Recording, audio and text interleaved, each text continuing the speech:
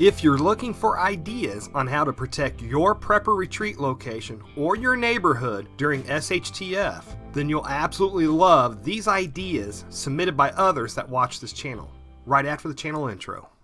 Remember, you are ultimately responsible for protecting yourself and for providing for yourself.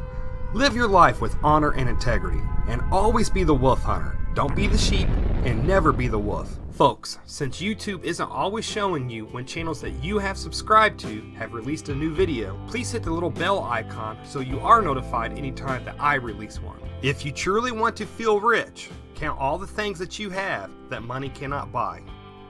Okay, so in my last video titled, How to Protect Your Prepper Retreat from Marauders Using Kill Zones, I asked in the hidden message for subscribers to comment with some of their favorite tactics. Tactics that you could use to protect your prepper retreat or your small town or your neighborhood against marauders should SHTF happen and the rule of law goes to the wayside. So many of you did comment, and I got some really good responses, and I think for those of you who are watching this video that you'll really enjoy the responses and the ideas that I got that I'm going to cover in this video.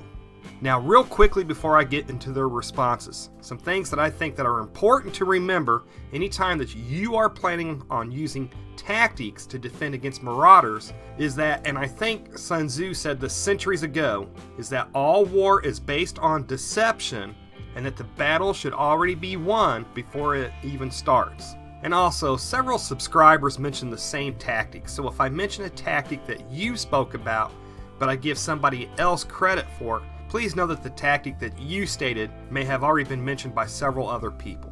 So with those in mind, let's take a look at some of the tactics that some of you guys mentioned. Now, Tom M. and Richard Sabo both mentioned about using natural growing thorny plants to act as natural barriers. And Richard Sabo specifically mentioned that blackberry was nature's barbed wire. Now I like this because blackberry grows across much of the United States. And it can grow pretty thick, which would allow it to become something that a man would have a very hard time charging through. So you can use this as a natural barrier to funnel an attacker to an area where you really want him to go so you can pick him off easily. Or if he decides to go ahead and try to go through it, it's really going to slow him down and make an easy target of himself for you. I also like it that this is a renewable resource, meaning that if your barbed wire or something like that gets cut, you won't have to worry about that with blackberry, as it will naturally regrow, making it an infinite and renewable resource. And of course, another huge benefit of using it will be the blackberries themselves that you'll be able to harvest from it. You'll be able to eat it as fruit or make a badly needed SHTF pick-me-up like blackberry jam. Now the subscriber who goes by Sock Knights talked about using fake tripwires, especially if you don't have the resources for real booby traps.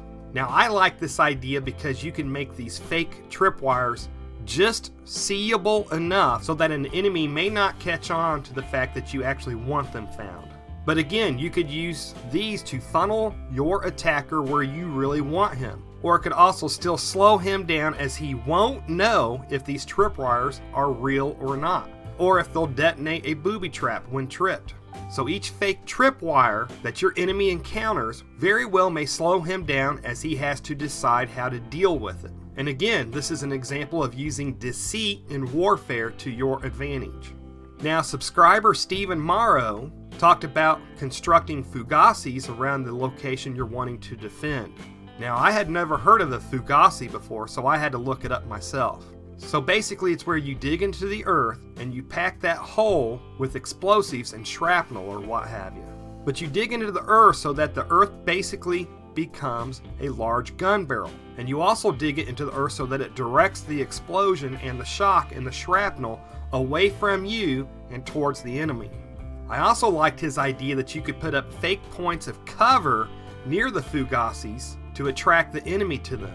So this way, when the attackers are drawn to what they think is a good point of cover, this puts them within range or right next to the fugasi, and then you detonate that fugasi to inflict maximum damage upon your attackers.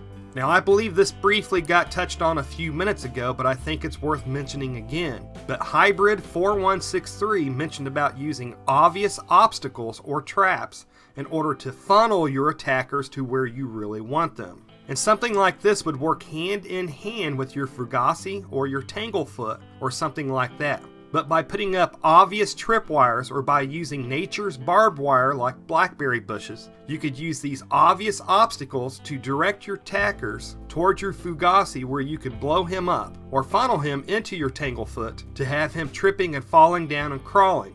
All the while he's an easy target for you and the rest of your property's defenders. Now, Richard Sabos also commented on felling trees or cutting them down and laying them so that they face the direction where your attackers would be coming from. But instead of leaving all of the branches on these felled trees, you would cut off the non-usable branches and then sharpen the remaining branches to act as spikes.